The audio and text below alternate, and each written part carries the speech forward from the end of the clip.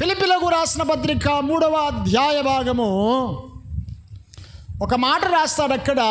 అదేమిటంటే, ఇదివరకే పట్టుకొని ఉన్నాను అనుకోవడం లేదు, ఇదివరకే నేను ఏందటాడా గెలిచి తిని అని అనుకోవట్లేదు, సంపూర్ణ సిద్ధి పొందానని కూడా అనుకోవట్లేదు. కనుక నేను ఇప్పుడు ఏం చేస్తున్నానంటే ఇంకా పరిగెత్తుతున్నాను. దేని కొరకంటే క్రీస్తు దగ్గర బహుమానం పొందాలని పరిగెత్తుతున్నాను. ఆ కింద రాసినప్పుడు అంటాడు, నేను పరిగెత్తుతున్న కారణం ఏంటంటే ఇంకా గురి యొద్దకు చేరాలని పరిగెత్తుతున్నాను. కనుక నేను ఒకటి చేస్తున్నాను, అదేంటంటే వెనకవన్నీ మరవాలి అంట, మరచి తిని అంట. ఎప్పుడైనా కారు నడిపిన వారు ఉన్నారు ఇక్కడ? కారు నడిపిన వాళ్ళు చేయలేకుండా ఒకసారి 1 2. బైక్ నడిపిన వాళ్ళు, బైక్ నడిపిన వాళ్ళు లేరా? ఏం నడపలే బైకు? అనుకున్నవారు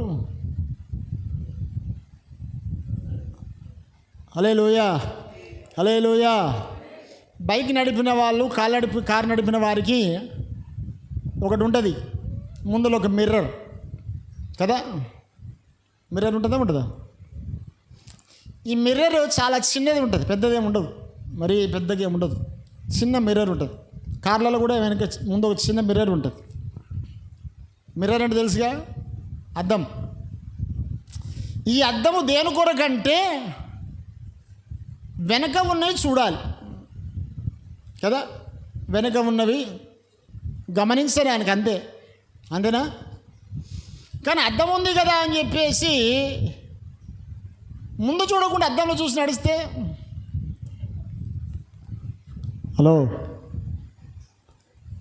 అద్దం ఉంది కదా అని చెప్పేసి ముందు చూడకుండా అద్దంలో చూసి నడిపిస్తే ఏమవుతుంది? పరదేశులము పిల్లారమన పురం ఇది కాదు ఇప్పుడు అని పాట రెడీ వస్తాడు, అంతేగా. ఆ అద్దం దేని కొరకంటే వెనక వచ్చే పరిస్థితులను గమనించాలి, అప్పుడప్పుడు గమనించుకుంటూ ఉండాలని, అంతేగా, అవునా? గమనించాలి కానీ వాటిని ఎక్కువగా డీప్గా పట్టించుకోవడానికి వీలు లేదు. ఆమెన్. హల్లెలూయా. చెప్పండి గట్టిగా ఒకసారి, హల్లెలూయా. పౌలు భక్తుడు అంటాడు, నా ప్రయాణం ముందుకు సాగాలి అంటే నేను ఒకటి నేర్చుకుంటున్నా. నేర్పేందంటే వెనక ఉన్నవన్నీ మరిచిపోవడం నేర్చుకుంటున్నా అన్నాడు. దేవునికి స్తోత్రం కలుగునుగాక. హల్లెలూయా. ఏం మర్చిపోతున్నాడట? చెప్పండి, ఏం మర్చిపోతున్నాడట? ఈరోజు బైబిల్లో నుంచి దేవునికి స్తోత్రం, గడియారం కూడా ఆగిపోయింది. హల్లెలూయా. ఇప్పుడు 1:09, ఇంకొక అరగంట 40 నిమిషాలు టైం ఉంది, టెన్షన్ పడకండి. రైట్. పరిశుద్ధ గ్రంథం చూద్దాం ఒకసారి. వెనక ఉన్నవి మరవాలి అని అంటే బైబిల్ గ్రంథంలో మనకు నేర్పిస్తున్న అలవాట్లలో వెనక ఏమున్నాయి, వెనక ఏమి మరవాలి. చాలాసార్లు నీ జీవితంలో నువ్వు ముందుకు సాగలేకపోతున్నావంటే అనేక సార్లు నీ దృష్టి వెనక మీద ఉంటుందట. ఇది నేర్చుకోవాల్సిన పాట. ఏమి మరచిపోవాలి, దేని లెక్క చేయక. బైబిల్ రాసినప్పుడు వెనకవి మరచి అని రాసినప్పుడు దాని నెత్తి మీద ఒక నెంబర్ రాశాడు. ఆ నెంబర్కి కింద కాళ్ళ కాడ దాని మీనింగ్ రాశాడు. ఏం రాశాడు అక్కడ అంటే దానిపైన ఒక నెంబర్ రాశాడు. ఆ నెంబర్ ఏంటంటే నెంబర్ 1 ఉంది కదా, 1 దాని కింద మీనింగ్ ఏం రాశాడంటే లక్ష్య పెట్టక మరచి అంటే మరవడం అంత ఈజీ కాదు. మరవడం అంటే అంత సాధ్యమయ్యే పని కాదు. మరవడం అంత ఈజీ ముచ్చట కాదు. అది ఏది మర్చిపోవడం అంత సాధ్యమయ్యే పని కాదు. కానీ దాన్ని లెక్క పెట్టకు. నువ్వు లెక్క పెట్టావా ముందుకు సాగలేవు అని అర్థం. దాని మీద ఆలోచన పెట్టకు, ముందుకు సాగలేవు. దాని మీద దృష్టి ఉంచకు, ముందుకు సాగలేవు. దాని మీద నీ మనస్సు పెట్టకు, ముందుకు సాగలేవు. అందుకే పౌలు అంటాడు, వెనకవన్నీ నేను మరిచి, అనగా లక్ష్య పెట్టక ఉన్నాను గనక ముందుకే పరిగెత్తుకోవాలని ఆశపడుతున్నాను, గురి యొద్దకే పరిగెత్తుచున్నాను అంటాడు. దేవునికి స్తోత్రము కలుగునుగాక. హల్లెలూయా, హల్లెలూయా. ఏమి మరిచిపోవాలి వెనుక అంటే, ఇది నేను ఒక 2-3 సంగతులు మీకు పరిచయం చేస్తాను. అపోస్తుల కార్యములు యోహాను హెబ్రీలకు రాసినటువంటి పత్రిక 12వ అధ్యాయ భాగము 8వ అధ్యాయము 12వ వచనం చదివిడు ఒకసారి. 8వ అధ్యాయము 12వ వచనం. నేను వారి దోషముల విషయమై దయగలిగి వారి పాపములు ఇక ఎన్నడును జ్ఞాపకము చేసుకొనను. ఆమెన్. హల్లెలూయా. చేతులు పైకి దిద్దు ఒకసారి గట్టిగా. హల్లెలూయా, హల్లెలూయా. ఏమని రాశాడు అక్కడ దేవుడు? నేను వారి పాపములను ఏందట ఎన్నడూ జ్ఞాపకము చేసుకొనను అంటాడు అక్కడ. మనమేం చేస్తాము? పొద్దంతా పాపిని దేవా ఇక పరిశుద్ధుడు ఎప్పుడైతావు నువ్వు? అవునా? మారు మనసు పొందిన తర్వాత, రక్షణ పొందిన తర్వాత ఇంకా పాపిని అంటావు. నేను పాపిని ఇంకా బ్రతికెంత పాపినిదే పరిశుద్ధంగా మారేది ఎప్పుడు? నీ అంతరంగ విశ్వాసం ఉండాలి. ఆ విశ్వాసం ఏంటంటే, నేను పాపిని కాదు, పరిశుద్ధముగా మార్చబడ్డాను అని విశ్వాసం నీకు రావాలి మొదట. అవునా? రోమీయులకు రాసిన పత్రికలో అంటాడు, కాగా విశ్వాసము వలన మనము నీతిమంతులుగా తీర్చబడ్డాము అంటారు. దేని ద్వారా? అందరూ ఎప్పుడు దేని ద్వారా? అందరూ ఎప్పుడు వస్తారు? దేని ద్వారా? విశ్వాసము ద్వారా నీతిమంతులుగా తీర్చబడ్డా. మనకున్న విశ్వాసం ఏంటిది ఇప్పుడు? నీతిమంతులమా పాపులమా? చెప్పాలి మీరు ఇప్పుడు. నీతిమంతులమా పాపులమా? మళ్ళీ ప్రార్థన చేసినప్పుడు ఏమని ప్రార్థన చేస్తావు? చెప్పాలి మీరు. ఏమని ప్రార్థన చేస్తారు? దేవా పాపిని నాయనా అంటే ఏం నమ్మకం ఉంది నీకు ఇప్పుడు? ఇంకా ఆ ప్రార్థనలో కొంత మార్పు తెచ్చుకోవచ్చు. అయ్యా పాపులమైన మమ్మలను అయ్యా విశ్వాసము ద్వారా మమ్మల్ని నీతిమంతులుగా మార్చిన యేసయ్యా అని ప్రార్థన చేస్తే అప్పుడు ఏమవుతావు నువ్వు? నీతిమంతులు కామా? నీతిమంతులం అయ్యాము, కానీ ఇంకా విశ్వాసం ఏంటి? ఇంకా మనకు పాపిని అని ప్రార్థన చేస్తావు. ఈరోజు చెప్తున్న మాట ఏంటంటే, ఎప్పుడు జ్ఞాపకం చేసుకోకు, వెనక సంగతి మరచిపో. యేసు ప్రభు నీ కొరకు మరణించాడు, తిరిగి లేచాడు, నీ పాపములను క్షమించాడు, నీ పాపములకు ప్రాయశ్చిత్తం అయిపోయాడు.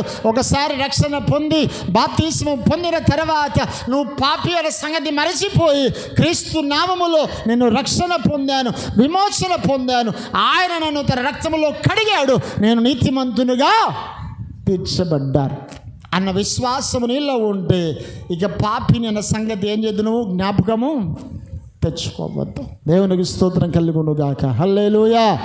చేతులు పైకెత్తను ఒకసారి గట్టిగా. హల్లెలూయా. నేను పాపిని ఫిలిప్పీయులకు రాసినటువంటి పత్రిక 3వ అధ్యాయ భాగంలో మొదట అంటాడు, వెనక ఉన్నవి మరచి అంటాడు. వెనక ఉన్నవి మరచి అంటే లక్ష్య పెట్టక. ఏమి లక్ష్య పెట్టక అంటాడంటే, నీవు పాపి వల్ల సంగతి లక్ష్య పెట్టకు. ఏం లక్ష్య పెట్టొద్దట? చెప్పండి, ఏం లక్ష్య పెట్టొద్దట? గట్టిగా ఏం లక్ష్య పెట్టొద్దట? పాపివి అన్న సంగతి ఏం చేద్దు నువ్వు లక్ష్య పెట్టకు. దాన్ని మర్చిపో. ఊరికే తప్పు చేసిన దేవుడు నువ్వు పాపివని, పాపిగా పుట్టానని చెప్పేసి పాపి అనుకుంటే నీ బ్రతుకులో ఇక ముందుకు సాగలేవు. కనుక చెప్తున్న మాట ఏంటంటే, నీవు పాపివని సంగతి మరచిపో. బైబిల్లో భక్తుడైనప్పుడు హెబ్రీ తన పత్రికలో రాసినప్పుడు అంటాడు, దేవుడు మీ పాపములన్నీ ఏం చేశారట? జ్ఞాపకము తెచ్చుకోవట్లేదట. హల్లెలూయా. చెప్పండి గట్టిగా ఒకసారి, హల్లెలూయా. ఏం చేసుకోవట్లేదట? జ్ఞాపకము తెచ్చుకోవట్లేదట. కనుక మీ పాపములు ఏం చేద్దాం మీరు జ్ఞాపకము చేసుకోవద్దు. వెనక ఉన్నవన్నీ ఏం కావాలా? మరచిపోవాలి. దేవునికి స్తోత్రము కలుగును గాక. హల్లెలూయా. చేతులు పైకిద్దాం ఒకసారి గట్టిగా, హల్లెలూయా. స్వరమెత్తుదాం ఒకసారి గట్టిగా, హల్లెలూయా. ఏం మర్చిపోవాలా? చెప్పండి, ఏం మర్చిపోవాలా? మన గడిచిన పాప జీవితాన్ని ఏం చేయాలా? మర్చిపోవాలి. రెండవ చూద్దాం ఒకసారి. పరిశుద్ధ లేఖన గ్రంథములు రాసినప్పుడు లూకాసు సువార్త గ్రంథము 18వ అధ్యాయ భాగము. త్వరగా ముందుకు సాగుదాం. ఒక 3-4 విషయాలు చెప్పి త్వరగా ముగించే ప్రయత్నం చేస్తాను. అవకాశం ఉంటే ముగిస్తాను, లేకపోతే మరలా నెక్స్ట్ ఎపిసోడ్ నెక్స్ట్ వీక్లో ప్రయత్నం చేసుకుందాం. 18వ అధ్యాయ భాగము 10వ వచనము 11వ వచనం చదువుబిడ్డ. ప్రార్థన చేయుటకై 2 మనుషులు దేవాలయములోనికి వెళ్ళిరి. ఒకడు పరిసయ్యుడు, ఒకడు సుంకరి.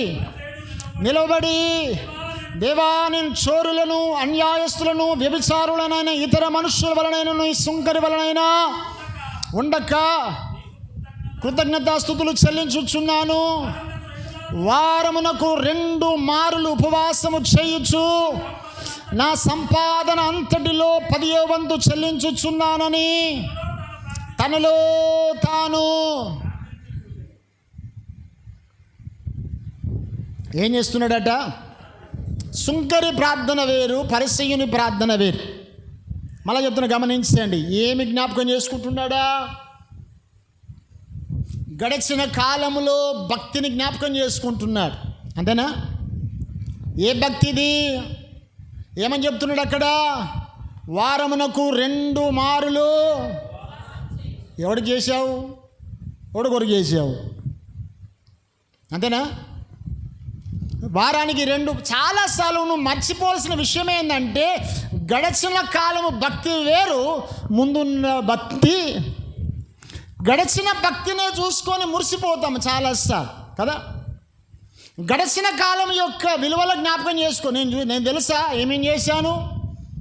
నేను పాటలు పాడేదాన్ని, నేను వాక్యం చెప్పేదాన్ని, నేను అది చేశాను, ఇది చేశాను, ఇది చేశాను, అది చేశాను. ఇవి జ్ఞాపకం చేసుకుంటున్నవాడు భక్తిలో ఎదుగుతాడా, తరుగుతాడా?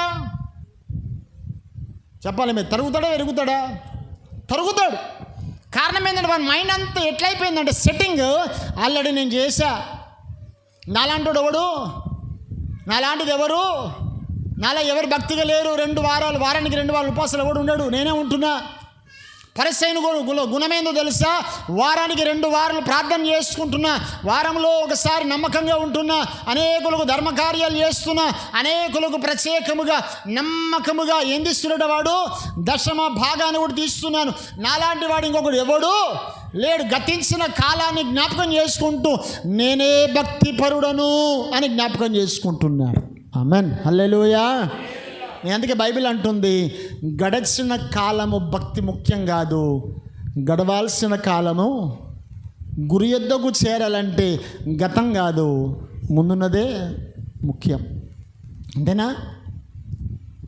ఈ మధ్యకాలం చెప్తున్న చాలామందికి ఒక రకమైన భక్తి గర్వం వస్తుంది. భక్తి గర్వం ఏందో తెలుసా? నేను మంచిగా ప్రార్థన చేస్తుంటే, నేనే పాటలు పాడుతా. పాస్టా, ప్రజెంటా, ఫ్యూచరా? పాస్ట్ ఇది, అవునా? నేను ఎప్పుడైనా నాలో నేను మంచి వాక్యం చెప్పుతాను అనుకున్నట్టే ఆ రోజు నేను చచ్చిపోయినట్టే ఆత్మీయంగా. అంతేగా? ఎవరైనా నాతో అన్నారు అనుకోండి, లోపల ఆనందం కలుగుద్ది. ఈ ఆనందంలో దేవునికి వందనాలు చెప్పాలి అంతే. నేను ఒకవేళ కనుక నేను గర్వంగా చూసినావా నేనే లేకపోతేనా అంటే, నువ్వు లేకపోతే ఇంకోటి అంటాడు దేవుడు. అంతేనా? అవునా కదా? ఈ అతిశయము ఎక్కడొస్తుందంటే, గతించిన భక్తిని నువ్వు జ్ఞాపకం చేసుకుంటే నీలో గర్వం మొదలైద్ది. అవునా? ఎదగవు. చాలు, ఇది చాలు, నాకు ఈ విశ్వాసం చాలు, ఈ ప్రార్థన చాలు, ఈ భక్తి చాలు, అందరికంటే నేను బాగున్నా, అందరికంటే ముందున్నా, అందరికంటే ఎక్కువ చేస్తున్నా, ఈ ఆలోచన వచ్చిందంటే నీ జీవితంలో ముందు కాలంలో ఎక్కువ ఎదగావు. మరవాలి. ఏం మరవాలా? గడిచిన భక్తి జీవితాన్ని మర్చిపో. అదే రిపీట్ చేసుకోకు. నేను అది చేశాను, ఇది చేశాను. మొన్న రీసెంట్గా నేను కొందరు మాటలు వింటుంటే ఆశ్చర్యపోతారు. ఎందుకు గర్వం అర్థం కాదు కదా. మొత్తం మేమే చేసాం, గుడి మొత్తం నేనే కట్టాను, గుడి మొత్తం ఇటుకలు పోసాము, గుడి మొత్తము మేమే ఇసుక పట్టాము. ఎందుకు సావనీక? దేని కట్టారు? ఎవరు కట్టారు? ఎవరికొరు కట్టారు? సరే నువ్వు కట్టావే అనుకో. మా నాన్నగారు కట్టాడు, అది పక్క పోయాడు. నేను కట్టా, అది పక్క పోయింది. మొత్తం అయ్యగారు చేయలే, ఎవరు చేయలే, నేనే చేసాను చెప్పుకుంటుంది కొందరు. దేనికి అది అర్థం అతిశయం కాదు. నేను చేశాను అనుకో. నేను చేస్తున్న పని ఏంటంటే నీ ముందున్న ఆ సంబంధాలన్నీ తెగొట్టుకుంటున్నావు, అంతేనా? ముందున్న ఆత్మీయత పోగొట్టుకుంటున్నావు, ముందున్న ప్రేమను పోగొట్టుకుంటున్నావు, ముందున్న సహవాసాన్ని పోగొట్టుకుంటున్నాము. కానీ నా లోపాలు ఏందో అర్థం చేసుకో. నేను ఈ అతిశయం, ఈ గర్వం ఉందే, ఇది పోవాలి, మరిచిపోవాలి. పోవడం కాదు, మరిచిపోవాలి. అవునా? నేను చాలామంది చేశా, ఇదే డబ్బా కొట్టుకుంటూ తిరగాలనే. అది కాదు, వెనకవి మరవాలి, ముందున్న వాటి కొరకు ముందుకు సాగ. అందుకే పౌలు అంటాడు, అన్ని పొందాను అనుకోవట్లేను, ఇంకా పొందాల్సినవి ఉన్నాయి కాబట్టి వెనకవన్నీ మరచిపోతున్నాను. ఏం మరవాలి ఇప్పుడు? నీవు మొదట ఏం మరవాలని చెప్పాను? నీవు పాపివన్న సంగతి మరచిపోవాలి. రెండవది ఏం మరవాలంటే నీ గతించిన కాలపు భక్తి సరిపోయింది అనుకోకు, అదే మంచిది, అదే చాలు అనుకోకు.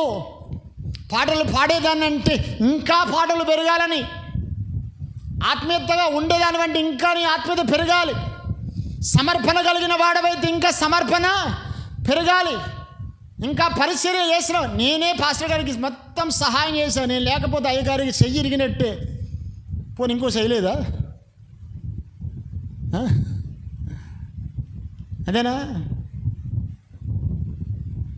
ఒక సామెత ఉందట, ఒక కోడి పుంజు అనుకుందట, నేను కోడి రేపు తెల్లారి కుయ్య అనుకుందట.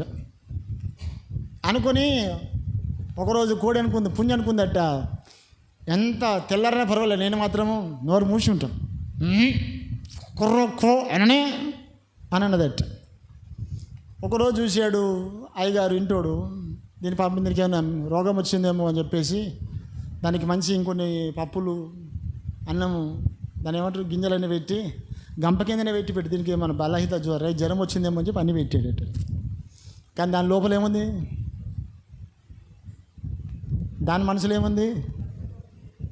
నేను కోడి కూస్తేనే తెల్లాడుతుంది, ఈ అయ్యగారులు సొంబెరులు నేను కోడి కూస్తేనే లేస్తారు వీళ్ళు అనుకోండి. కనుక నేను కొయ్య అనుకుని కూర్చుందట.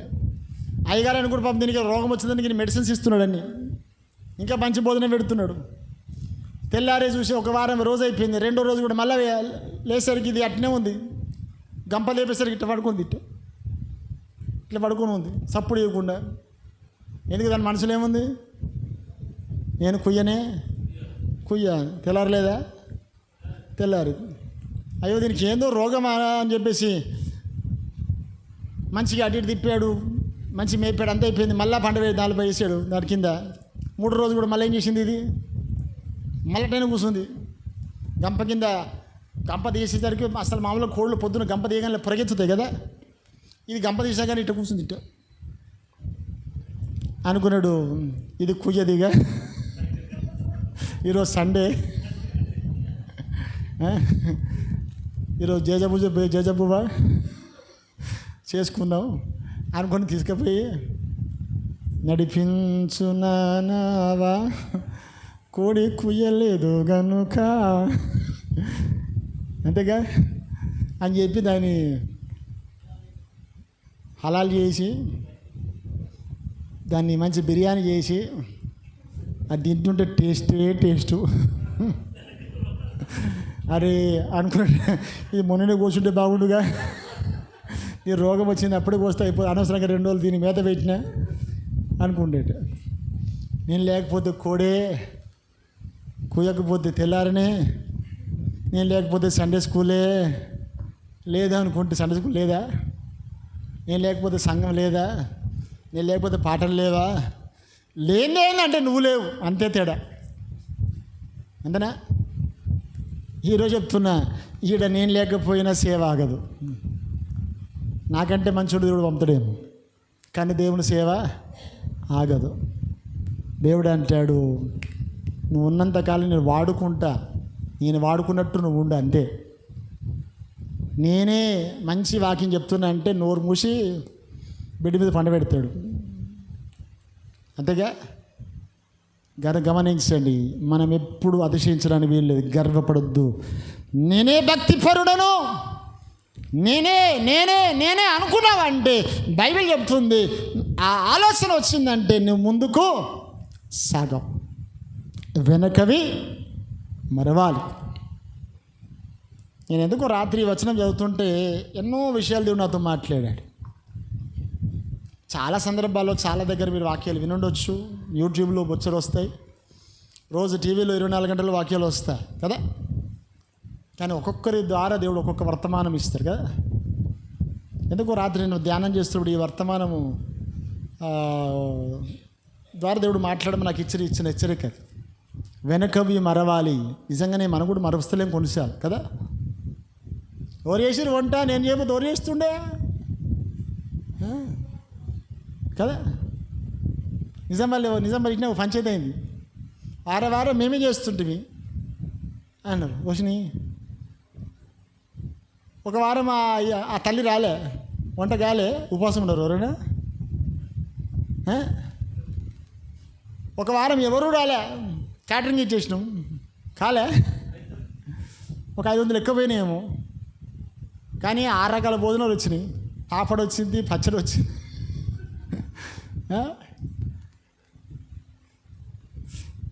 తూ నయ్యే తో తెరా బాప్,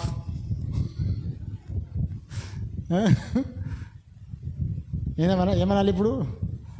దేవుడు ఏమంటాడు? తూ నయ్యే తో తెరా బాప్ అన్నాడు. బాప్ అంటే నువ్వు కాకపోతే నీ అయ్యా, నీకంటే మంచి వంటుడు వస్తాడు, నీకంటే మంచి పాడగాడు వస్తాడు, నీకంటే మంచి ప్రసంగికుడు వస్తాడు, నీకంటే మంచి పరిచయం చేసేడు వస్తాడు. రాడా? దేవుని కార్యాలు ఏవి ఆగో. దావీదు కంటే సొలొమోను ఎక్కువగా వాడబడ్డాడుగా, చెప్పరే, వాడబడ్డా లేదా? ఎప్పుడు గుర్తుపెట్టుకోండి, నేను ఆగిపోతే నాకంటే మంచోడు వస్తాడు, అవకాశం ఇవ్వద్దంటే నువ్వు. అర్థమైందా నా సూత్రం? నేను పోతే ఎవడొస్తాడు?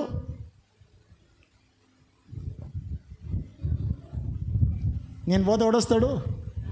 నాకంటే అందరూ చెప్పండి ఈ మాట గట్టిగా, నేను పోతే, నేను చేయకపోతే నాకు అంటే మంచోడు వస్తాడు. నేను పాడకపోతే ఆడొచ్చినట్టు నువ్వు ఉన్న ఒకటే లేకున్నా ఒకటే.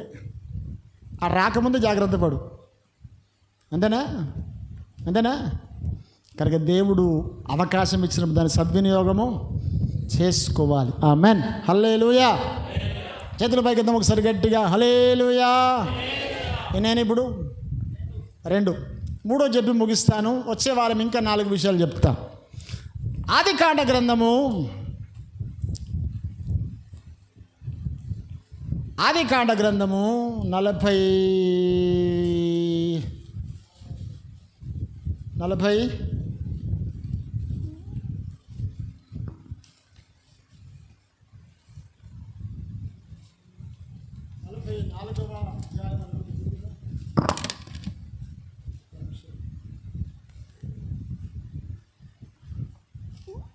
45వ అధ్యాయ భాగము 4వ వచనము 5వ వచనం చదవండి. ఇదొక్కటి చెప్పి ముగిస్తాను. 45 4వ వచనం చదివితే ఒకరు చదువుతారు, లేకపోతే అందరు మొత్తం కయ్యాలంటే చదువుతారు. ఒకరు చదవండి గట్టిగా బేట. అంతట యోసేపు నా దగ్గరికి రండని తన సహోదరులతో చెప్పినప్పుడు అతని దగ్గరికి వచ్చిరి. అప్పుడు అతడు మీరు అమ్మివేసిన మీ సహోదరుడైన యోసేపును నేనే, అయినను నేను ఇక్కడికి వచ్చినట్లు మీరు నన్ను అమ్మివేసినందుకు దుఃఖపడకుడి, అది మీకు సంతాప పుట్టింపనీయకుడి. ప్రాణరక్షణ కొరకు దేవుడు మీకు ముందుగా నన్ను పంపించెను. ఆమేన్, హల్లెలూయా. ఒక చక్కటి భావనతో కూడిన మాట, ప్రేమగల్లోలు మాట్లాడే మాట ఇది. ఈ చరిత్ర ఎవరిదంటే యోసేపుది. ఇప్పుడు 2 విషయాలు చెప్పాను. నేను చెప్పా, ఒకటి వెనక ఉన్న పాప విషయంలో మర్చిపోండి, దేవుడు క్షమించాడు. నెంబర్ 2 ఏం చెప్పా, నీ వెనక భక్తిని జ్ఞాపకం చేసుకోకు, మర్చిపోదాన్ని. నేను అది చేసా ఇది చేసా నేను గర్వపడకు, మర్చిపో. 3వది, నీవు పొందిన శ్రమలు, అవమానాలు, ఇబ్బందులు, నిన్ను గాయపరిచిన విషయాలు కూడా ఏం చేద్దావు ఇప్పుడు మరచిపోవాలి. చెప్పండి ఒకసారి గట్టి, ఏం మరచిపోవాలా? నీవు పొందిన శ్రమలు, అవమానాలు, గాయాలు ఏం చేయాలి ఇప్పుడు? నువ్వు మరచిపోవాలి. అది మరచినప్పుడే నువ్వు మేలు చేయగలుగుతావు. అవునా? యోసేపును అమ్మిన వాళ్ళు ఎవరు? హల్లెలూయా. చేతులు పైకెత్తున ఒకసారి గట్టిగా, హల్లెలూయా. యోసేపును అమ్మేసింది ఎవరు? అన్నదమ్ములేగా. ఎవరికి అమ్మేశారు? ఐగుప్తులకు అమ్మేశారు. అమ్మేసిన తర్వాత చాలా సంవత్సరాలు అయిపోయాయి. మళ్ళీ కరువు వచ్చింది. ఆ దినాల్లో కరువు వచ్చినప్పుడు ఐగుప్తు దేశంలో యోసేపు మంత్రిగా ఉన్నాడు. మంత్రిగా ఉన్నప్పుడు కళల ద్వారా దేవుడు దర్శనం ఇచ్చాడు కాబట్టి, కళ భావాలు చెప్పాడు కాబట్టి ముందుగా కొన్ని జాగ్రత్తలు పాటించాడు. యోసేపు రాజుకు చెప్పాడు, పాటించాడు. ధాన్యం అంతా దాచిపెట్టాడు. అక్కడ తండ్రి అన్నదమ్ములు ఉన్న వారికి తెలిసిన విషయం ఏంటంటే, ఐగుప్తు దేశంలో ఏముంది? ఆహారం ఉందని తెలిసింది. కనుక వెళ్ళి ఆహారం తీసుకురావాలని వచ్చారు. మొదలు వచ్చారు, మళ్ళీ వెళ్ళిపోయారు. అన్ని సూత్రాలు జరిగాయి. అవన్నీ టైం సరిపోదు. మళ్ళీ రెండోసారి వచ్చారు. వచ్చిన తర్వాత ఈ సంభాషణ జరుగుతున్నప్పుడు ఆయన తనకు తాను పరిచయం చేసుకుంటున్నాడు. ఇప్పుడు ఏమని పరిచయం చేసుకుంటున్నాడు? ఏమ్రా అన్నలు, నేను ఇప్పుడు కళ చెప్తే ఏమన్నారా మీరు? అర్థమైందా ఇప్పుడు నేను ఎవరు? ఇప్పుడు రండిరా నా దగ్గరికి, ఇప్పుడు రండి. అప్పుడు కాలు మొక్కుతారని చెప్తే విన్నారా మీరు? ఇప్పుడు కాలు మొక్కుతున్నారు. భోజనాన్ని దగ్గరికి వచ్చారు. వీళ్ళందరూ నన్ను అమ్మేశారు కనుక వీళ్ళు తీసుకుపోయి చెరసాలలో వేయండి. అల్లా ఇదిగో మీరు ఐగుప్తు వారికి అమ్మివేసిన ఈ తమ్ముడైనటువంటి యోసేపును నేనే అని మళ్ళీ ఒక మాట అంటాడు. మీరు నన్ను అమ్మివేసినందుకు దుఃఖపడకండి. దుఃఖపడాల్సింది ఇప్పుడు ఎవరు? యోసేపు దుఃఖపడాలి, కానీ మీరు బాధపడకండి అంటాడు. గోతులో పడేసింది వారు, అమ్మేసింది వారు, తండ్రిని మోసం చేసింది వారు, బట్టలు చింపేసి రక్తము మడుగులో ముంచి దాన్ని తీసుకుపోయి నానా తమ్ముడు చనిపోయాడని చెప్పింది వాళ్ళు. ఇన్ని గాయాలు పొందితే, ఇన్ని అవమానాలు పొందితే, ఇంట్లో మంచిగా ప్రేమగా పెరుగుతున్న యోసేపు ఒక ఇంటికి వెళ్ళి ఒక బానిసగా పనిచేసి కర్మ వచ్చినప్పుడు నేనంటే అనల మీద ఏం రావాలి? ఇప్పుడు కోపం రావాలా? సంవత్సరాలు గతించిపోయిన తర్వాత యోసేపు మంత్రిగా మారిన తర్వాత వారు ఆహారానికి వచ్చినప్పుడు వాళ్ళని పరిచయం చేసుకుంటున్న వాళ్ళు గుర్తుపట్టలే. ఈయననే గుర్తుపట్టి అంటాడు, మీ తమ్ముడు ఎవరో కాదు నేనే. మీరు దుఃఖపడకండి, నన్ను అమ్మివేసినందుకు అసలే బాధపడకండి. మీకు ఆహారం పెట్టడానికి కొరకే దేవుడు నన్ను ముందుగా పంపాడు, తీసుకోండి భోజనం అని అన్నాడంటే ఏం మర్చిపోయాడు? ఇప్పుడు ఆయన చేసిన కీడులను మర్చిపోయాడు. ఇది సాధ్యమేనా? ఎవరైనా అవమానపరిస్తే మర్చిపోతామా? ఎవరైనా కీడు చేస్తే మర్చిపోతామా? ఎవరేమైనా నిర్నిమిత్తముగా నింద వేస్తే మర్చిపోతామా? చెప్పరే, మర్చిపోవడం సాధ్యమా? సాధ్యమా? కాదు కదా. కానీ ఇక్కడ ఏముంది? యోసేపు అన్నలు చేసిన కీడును ఏం చేశారట? మరిచిపోయి, బాధపడకండి అన్నా, దేవుడు ముందే నన్ను పంపించాడు మీకోసమేనేమో. ఈరోజు చెప్తున్న మాట ఏంటంటే, మీ కుటుంబాల్లో సంబంధాలు తెగిపోతున్నాయి అంటే గతించిన నష్టాలు, గతించిన లోపాలు, గతించిన అవమానాలు, గతించిపోయిన గాయాలు జ్ఞాపకం చేసుకుంటా ఉంటే నీ సంబంధాలు ఉంటాయా? ఉండవుగా. ముందుకు సాగాలి అంటే గడిచినవి ఏం చేయాలి? ఇప్పుడు నీవు మరచిపోవాలి. యోసేపు ఏం మర్చిపోయాడు? గడిచిన కాలంలో చేసిన కీడును మర్చిపోయాడు. ఈ అలవాటు నీలో ఉందా?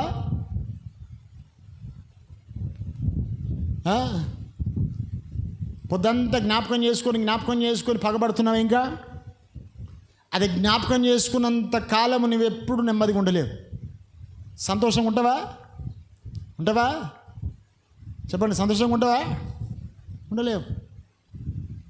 సంతోషముగా ఉండాలి, సమాధానముగా ఉండాలి, ఆరాధనగా ఉండాలి, ఆనందంలో ఆనందంగా గడపాలి అంటే గడిచినవి మర్చిపోవడం అలవాటు చేసుకోవాలి. ఈ నేర్చుకున్న మాట ఏంటంటే, నీకు చేసిన కీడును మర్చిపోవడం కూడా నేర్చుకోవాలి. ఇది యేసయ్యకున్న అలవాటు. ఇది యేసయ్యను గాయపరిచిన వారు లేరా?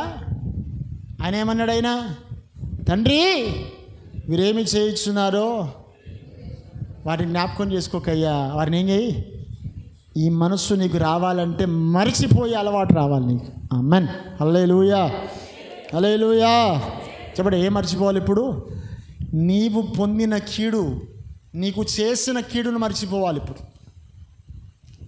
ఇది కనుక నువ్వు చేయగలిగితే నేనంటాను, నువ్వు ధన్యుడివే, ముందుకు సాగుతావు. అంతే. నేను కాకపోతే ఇంకోటేమో కదా, అంతేగా. ఆ టైంలో దేవుడు నన్ను వాడుకుని నేను ఇచ్చానేమో. నేను కాకపోతే ఇంకొక వ్యక్తి ఏమో. కానీ నేను పొందిన మేలు మర్చిపోతున్నవే, కీడు చేయాలని చూస్తావే. నేనంటాను, రేపటికి ఇదే విత్తనము నీ ముందు ఫలిస్తుందేమో, జాగ్రత్త. యోసేపు ఎలాంటి వాడంటే చేసిన కీడును కూడా మర్చిపోయి అంటాడు, అన్నలారా మీరు నన్ను నమ్మినందుకు ఏం చేయొద్దు, మీరు దుఃఖపడకుడి, సంతాపపడకండి. దేవుడు ముందుగానే మీ కొరకు నన్ను ముందుగా పంపాడు, మీ ఆహారం కొరకే కనుక ఏం బాధపడకండి అంటున్నాడు. ఈ మాట మిమ్మల్ని గురించి వ్యతిరేకంగా మాట్లాడుతున్న వారి దగ్గరికి వెళ్ళి మాట్లాడుతున్న వారికి అంత సమాధానంగా మాట్లాడే మనసు మనకు ఉంటుందా? నేను అంటాను, అది కనుక ఉంటే క్రీస్తుకు కలిగిన మనసు నీకున్నట్టే. ఆమేన్. హల్లెలూయా. ఈ అలవాట్లు రావాలంటే అంత ఈజీ కాదు. వారానికి ఒకసారి వాక్యం వింటున్నాం, కానీ రోజు వాక్యం వింటే ఇంకా బతుకులు మారుతాయి. అంతేనా? హల్లెలూయా. తలలు వంచండి, ప్రార్థన చేసుకుందాం.